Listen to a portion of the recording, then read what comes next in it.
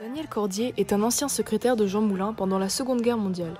C'est un marchand de tableaux et collectionneur qui est à l'origine d'une des plus grandes donations d'œuvres d'art à l'État français, dont la plus grande majorité est en dépôt à Toulouse, aux abattoirs. C'est à partir de 1973 qu'il lui vient l'idée d'une donation. Elle sera constituée par sa collection initiale, mais aussi par des achats successifs explicitement destinés au musée. Cette donation soutient deux axes majeurs. Pour les artistes célèbres, cette donation permet de compléter les fonds déjà existants des musées. Elle permet aux artistes inconnus de se faire révéler au grand public. Mais alors, qu'en est-il de la donation ? Alors il y a un catalogue qui avait été édité, parce qu'en fait la donation Cordier, initialement, Daniel Cordier avait une collection d'œuvres qui a été donnée au Centre Georges Pompidou à Paris, et ensuite le Centre Georges Pompidou a mis une très grande partie de cette donation en dépôt aux abattoirs. Donc du coup, les abattoirs et le Centre Georges Pompidou avaient édité un catalogue qui recense toutes les œuvres de la donation.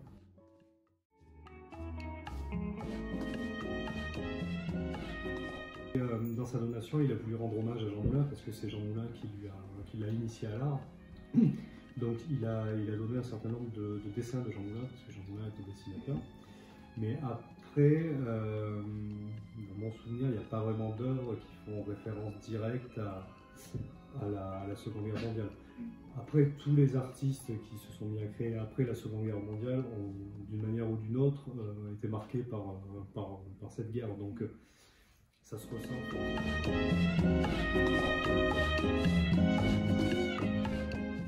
Je pense qu'elle s'élève à beaucoup d'argent, parce qu'il y a des artistes qui, à l'époque où il les a exposés et défendus, ne valaient pas grand-chose pour la plupart, mais au cours du temps, leur cote a beaucoup monté, donc je pense que ça vaut beaucoup d'argent, notamment, je pense que celui dont la cote est le plus élevée, c'est Jean Dubuffet. Pour l'aparté, Jean Dubuffet était un peintre, sculpteur et plasticien français, le premier théoricien d'un style d'art auquel il a donné le nom d'art brut. Des productions de marginaux ou de malades mentaux, peinture, sculpture, calligraphie, dont il reconnaît s'être lui-même largement inspiré.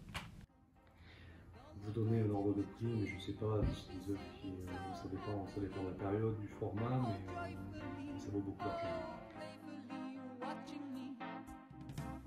Et Daniel Cordier en fait a voulu faire rentrer dans les collections publiques des artistes qui avaient été un peu oubliés par l'histoire de l'art.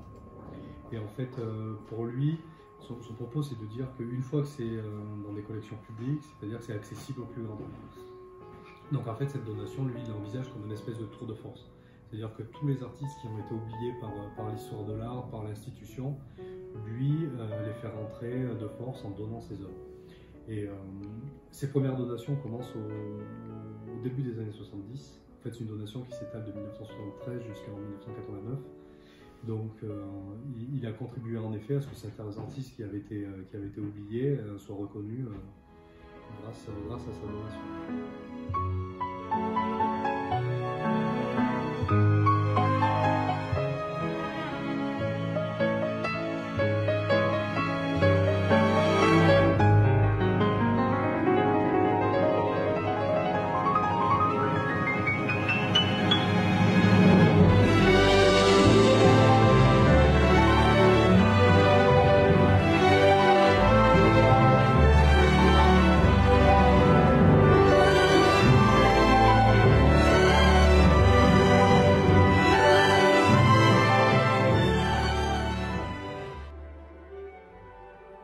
En fait, une des exigences de Daniel Cordier avec cette donation, c'était qu'il y ait un espace réservé en permanence dans le musée à la présentation de sa donation.